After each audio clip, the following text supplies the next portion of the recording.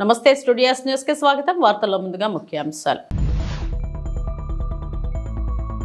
మహాత్మా గాంధీ వర్ధంతి సందర్భంగా ఉండవల్లి నివాసంలో ఆయన చిత్రపటానికి పూలమాల వేసి నివాళులు అర్పించిన ముఖ్యమంత్రి నారా చంద్రబాబు నాయుడు, మంత్రి నారా లోకేష్। గాంధీ వర్ధంతికి నివాళులు అర్పించిన తెలంగాణ గవర్నర్ మరియు తెలంగాణ సీఎం రేవంత్ రెడ్డి।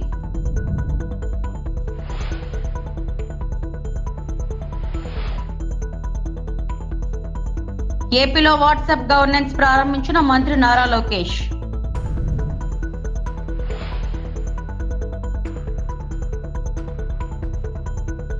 గాంధీ వర్ధంతి సందర్భంగా governor justice Varma, CM Revanth Reddy నివాళులు అర్పించారు। లంగర్ హౌస్ లోని బాపు ఘాట్ వద్ద వారు అంజలి ఘటించారు।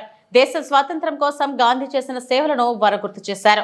కార్యక్రమంలో పలువురు మంత్రులు, సీఎస్ శాంతికుమారి పాల్గొన్నారు। మహాత్మా గాంధీ వర్ధంతి సందర్భంగా దేశవ్యాప్తంగా మహాత్ముడికి ప్రముఖులు, ప్రజలు నివాళులు అర్పించారు। రాష్ట్రపతి ద్రౌపది ముర్ము, ఉపరాష్ట్రపతి జగదీప్ ధన్ఖడ్ రాజ్ ఘాట్ కు వెళ్లి మహాత్మా గాంధీకి నివాళులు అర్పించారు। అక్కడ సర్వధర్మ ప్రార్థనలలో పాల్గొన్నారు। ప్రధాని నరేంద్ర మోడీ, కేంద్ర మంత్రులు కూడా రాజ్ ఘాట్ లో గాంధీ మహాత్మునికి నివాళులు अर्పించారు। राष्ट्रपति द्रौपदी मुर्मू पहुंची हैं राजघाट पर। प्रधानमंत्री नरेंद्र मोदी ने बापू को याद किया, श्रद्धा सुमन अर्पित किए। उपराष्ट्रपति जगदीप धनखड़ ने राजघाट पहुंचकर राष्ट्रपिता महात्मा गांधी को श्रद्धांजलि अर्पित की। और अब हम देख रहे हैं राष्ट्रपति द्रौपदी मुर्मू को जो राजघाट पहुंची हैं और बापू को श्रद्धा सुमन अर्पित करेंगी। तीनों सेनाओं के प्रमुख भी राजघाट पर इस वक्त मौजूद हैं। रक्षा मंत्री राजनाथ सिंह मौजूद हैं, रक्षा राज्य मंत्री मौजूद हैं। और आज पूरा देश बापू को नमन कर रहा है, उन्हें याद कर रहा है। आज 77वीं पुण्यतिथि के मौके पर आज पूरा राष्ट्र उन्हें श्रद्धांजलि, श्रद्धा सुमन अर्पित कर रहा है।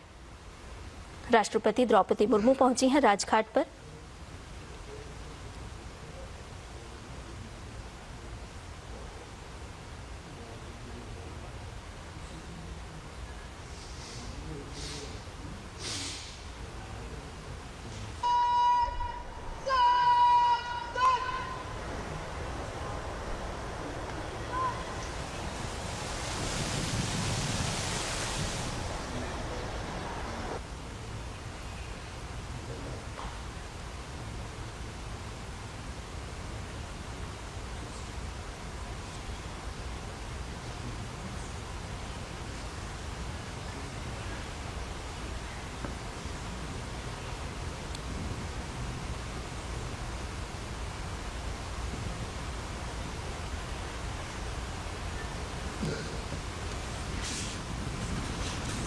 राजघाट पर आज प्रार्थना सभा का भी आयोजन किया गया है।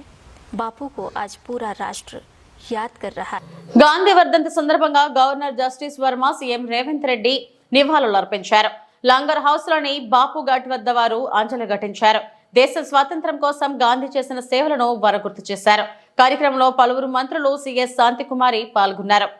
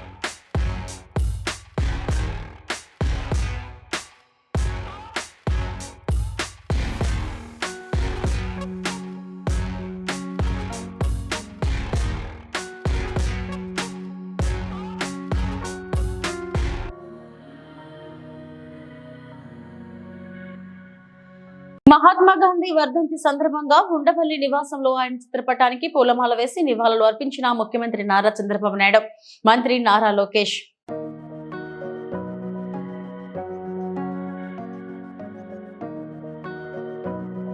దేశంలో తొలిసారిగా మనమిత్ర పేరుతో ఏపీ ప్రభుత్వం వాట్సాప్ గవర్నెన్స్ కు శ్రీకారం చుట్టింది.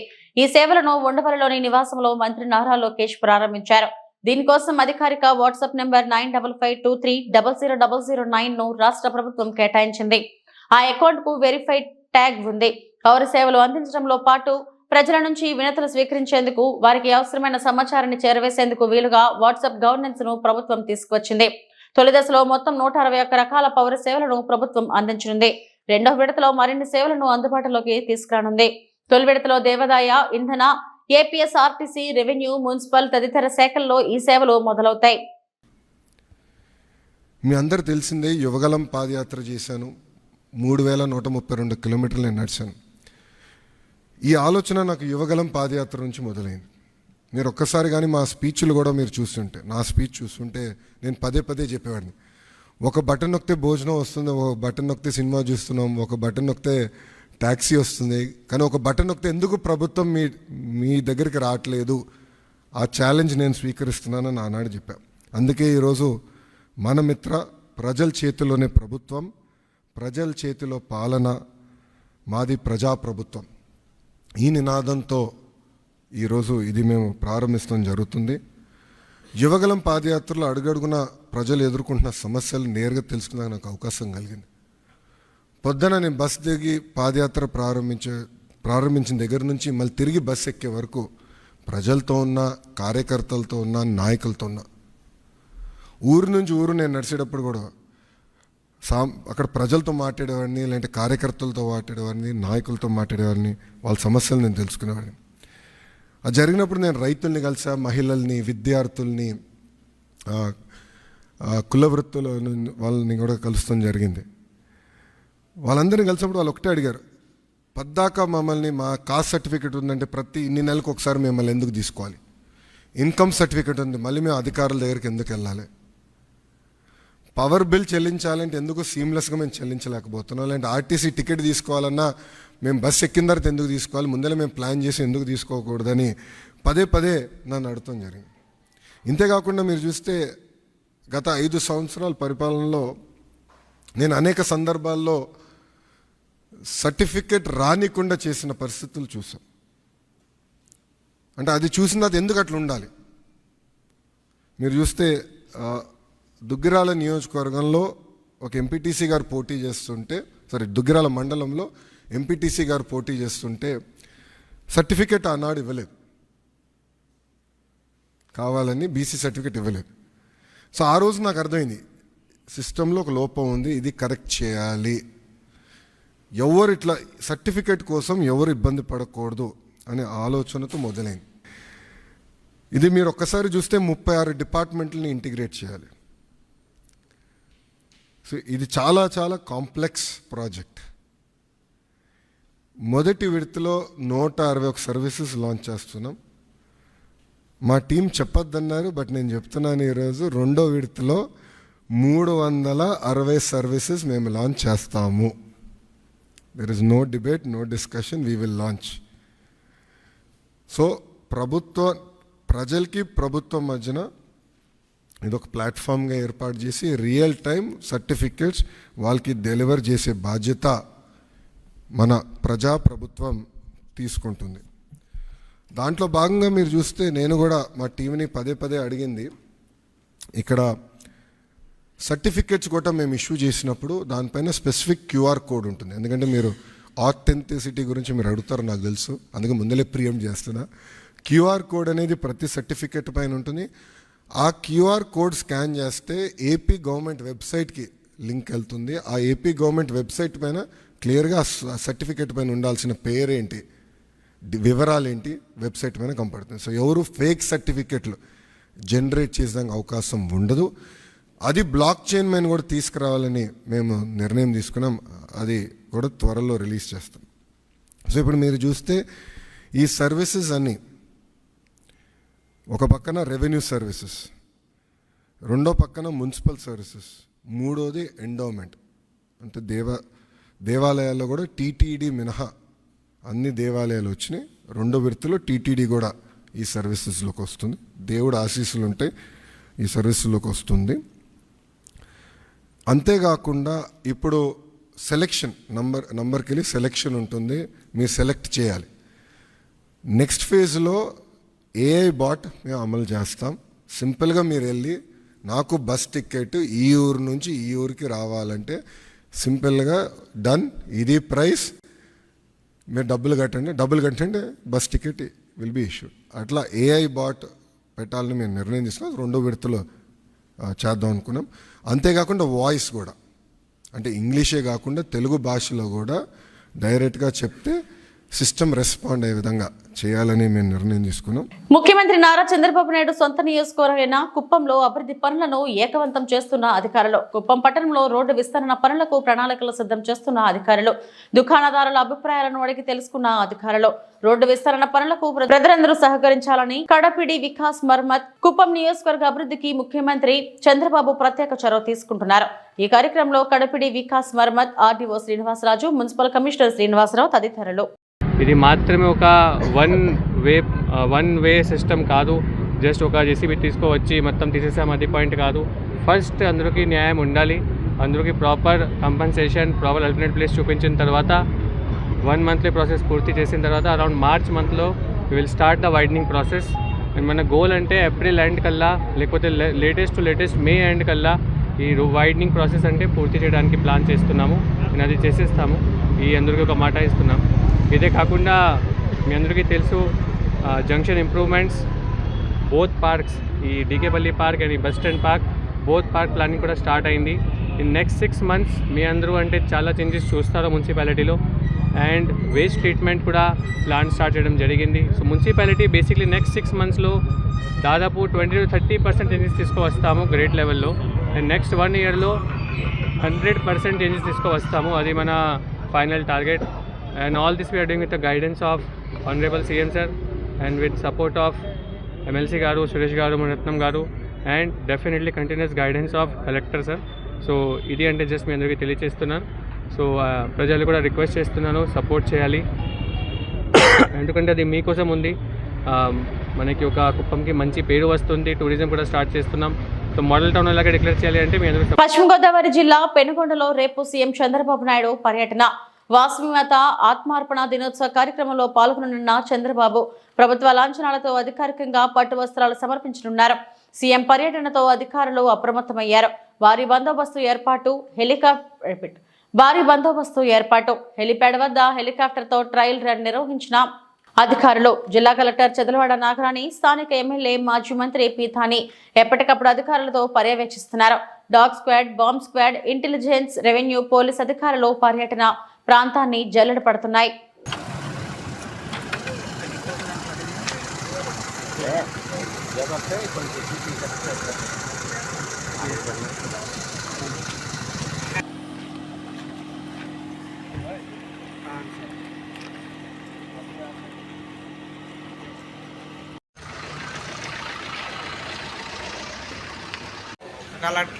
కలెక్టర్ ఇంకెవరండి?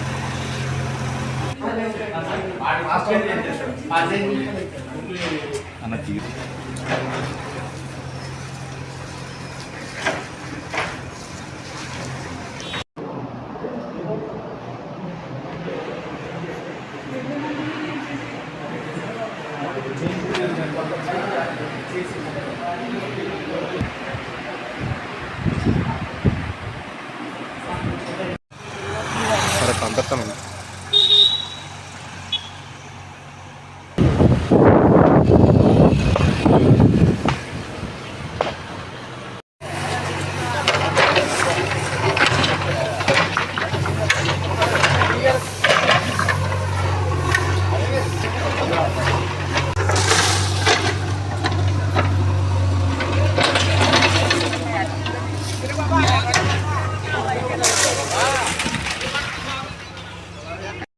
జిల్లా కూటమి ప్రభుత్వం ఆధ్వర్యంలో పశువులకు సానివాయి గ్రామంలో పశు ఆరోగ్య శిబిరాలు. కూటమి ప్రభుత్వం రైతులకు మేలు చేయాలనే ఉద్దేశంతో వర్షాకాలం తర్వాత పశువులకు గొర్రెలకు వచ్చే జబ్బులకు ముందస్తు చర్యలలో భాగంగా రైతులు నష్టపోకుండా టీకాలు అందించాలనే ఉద్దేశంతో ఈ రోజు వీరబల్లి మండలం సానిపాయ గ్రామంలోని నేతివాండ్లపల్లి కొత్తపేట నందు పశు ఆరోగ్య శిబిరాలు ఏర్పాటు చేయడం జరిగింది. ఈ కార్యక్రమంలో రైతు సోదరులకు టీకాలు, 1574 గొర్రెలు మరియు మేకలలో నట్టలు నివారణ మందులు, 35 దూడలకి మరియు ఆవులు మరియు గేదెలలో 52 పశువులలో నట్టల నివారణ మందులు త్రాగించడం జరిగింది. 12 పశువులకి గర్భకోశం చికిత్సలు చేయడం జరిగింది. అలాగే ప్రభుత్వ పరంగా పశు సంవర్ధక శాఖ నుంచి అందుబాటులో ఉన్న పథకాలను ఆయా ఆర్ఎస్కి నందు ఉన్న పశు సంవర్ధక సహాయకులు ప్రతి ఒక్క అర్హులు ఉన్న రైతులకు అందజేసేలా విధులు నిర్వహించాలని మండల డాక్టర్ నాగరాజు కోరారు. ఈ కార్యక్రమంలో వీరబల్లి మండల డాక్టర్ కె నాగరాజు, సాలిపాయ గ్రామ మాజీ సర్పంచ్ ఎన్పి వెంకటరమణ, జనసేన నాయకులు తదితరులు పాల్గొన్నారు. దానివల్ల మనకు మేత వృధా అవుతుంది, దానికి పసుపు విలువలు అందవు. దానివల్ల ఏం చేయాలంటే దాన్ని చిన్న కత్తితో చిన్న ముక్కలుగా కట్ చేసుకోవాలి గడ్డిని. అలాగే ప్రభుత్వ పథకాలు ఇంకా ఇప్పుడు మనకి గోకులాలు కానీ ఇంకా రకరకాల స్కీమ్స్ వస్తున్నాయి, మీరందరూ అన్నిటికీ వినియోగించుకోవాలి. తర్వాత ఇప్పుడు ప్రతి సచివాలయానికి ఒక మా సిబ్బంది ఉన్నారు. మీకు ఇప్పుడు ఈ ఊర్లో అందరికీ ఈరోజు ఇవ్వలేరు, మళ్ళీ తర్వాత ఆ అమ్మాయికి అడిగి మీ గొర్రెలు కానీ మేకలు కానీ పెరుగు మందులు తీసుకోండి. అంటే ఒక్క పంచాయతీలో 2 దగ్గరలో మాత్రం మేము క్యాంపులు పెడతాం. మిగతా పల్లెలు వాళ్ళ దగ్గరికి సంప్రదిస్తే వాళ్ళు మీకు ఎన్ని జీవాలు ఉంటాయో దాని ప్రకారం రాసుకునేసి మీకు మందులు ఇవ్వడం జరుగుతుంది. మీరందరూ సహకరించినందుకు అందరికీ ధన్యవాదాలు. పేరు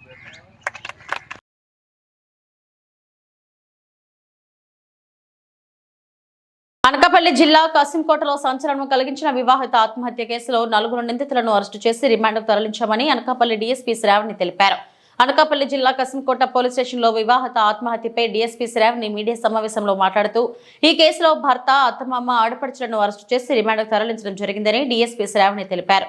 వరకట్నం వేధింపులతో పాటు అత్తమామ, ఆడపడుచులు వ్యక్తిగత వేధింపుల వల్ల మనస్తాపానికి గురై 2 రోజుల క్రితం ఆత్మహత్య చేసుకుందనే విషయం తెలుసుకున్న పోలీసులు కేసు నమోదు చేసి భర్త, అత్తమామ, ఆడపడుచులను అరెస్టు చేసి రిమాండ్కు తరలించడం జరిగిందని శ్రావణి తెలిపారు. మృతురాలి తల్లి ఫిర్యాదు మేరకు Kasimkota circle inspector Allu Swami Naidu case నమోదు చేసి దర్యాప్తు చేసి నిందితులను అరెస్టు చేయడం జరిగిందని శ్రావణి తెలిపారు. పశ్చిమ గోదావరి జిల్లా కొవ్వూరు మండలం కాపవరం గ్రామానికి చెందిన మిర్యాల సుమ. ఈమెకు వచ్చేసి కసింకోట మండలం వెదురుపాటి గ్రామానికి చెందిన పల్లివేళ్ల కృపాసాగర్. ఆయనతో 2019వ సంవత్సరంలో వివాహం జరిగింది. వివాహం జరిగే క్రమంలోనే 1 లక్ష రూపాయలు కట్నం, 1 లక్ష రూపాయలు సారి సామాను, 30,000 ఆడవచ్చు కట్నం వాళ్ళు డిమాండ్ చేయడం జరిగింది. బేస్డ్ ఆన్ దేర్ డిమాండ్స్ ఈ ఫ్యామిలీ మెంబర్స్ ఎవరైతే ఉన్నారో ఆ మనీ ఇవ్వడం జరిగింది. సబ్సిక్వెంట్గా కూడా వీళ్ళు అమ్మాయిని హెరాస్ చేయడం ఫర్ మనీ అండ్ దౌరీ చేయడం జరిగింది. సో ఆన్ దాట్ బేసిస్ దఫాలుగా కొంత amounts for their household ఎక్స్పెన్సెస్కి అన్నిటికీ కూడా వాళ్ళు ఇవ్వడం జరిగింది. అండ్ రీసెంట్లీ ఎప్పుడైతే ఏవన్నా సిక్ ఉన్నాడో అప్పుడు కూడా వాళ్ళ ఇంటికి వెళ్ళి డబ్బులు తీసుకురమ్మన్నారు. సో అప్పుడు కూడా ఆమె డబ్బులు తీసుకుని 20,000 ఇస్తానని ప్రామిస్ చేశారు. అందులో 10,000 తీసుకొచ్చి ఇవ్వడం జరిగింది. తిరుమలలో రానున్న ఫిబ్రవరి 4వ తేదీ రథసప్తమి సందర్భంగా గురువారం ఉదయం సూర్యప్రభ వాహనం, సర్వభూపాల వాహనం ఆలయం వద్ద టీటీడీ అధికారులు వాహనాలను ట్రైన్ రన్ నిర్వహించారు. అలాగే రథసప్తమి పర్వదినం రోజు 7 వాహనాలపై స్వామివారు ఆలయ మాడవీధుల్లో విహరించి భక్తులకు దర్శనమివ్వనున్నారు. రథసప్తమికి తిరుమలకు భారీ సంఖ్యలో వచ్చే భక్తుల కోసం టీటీడీ విస్తృతమైన ఏర్పాట్లు చేస్తుంది.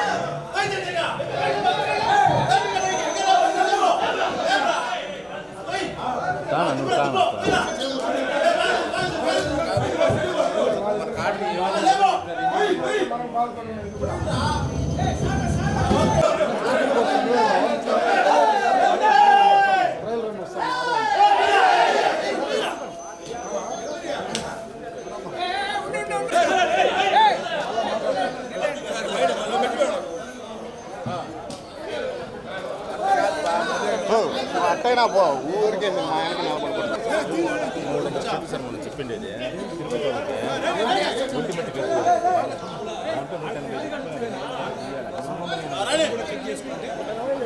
అంతే 115 ఈసారి వాళ్ళకి 200 కావాలంటే 200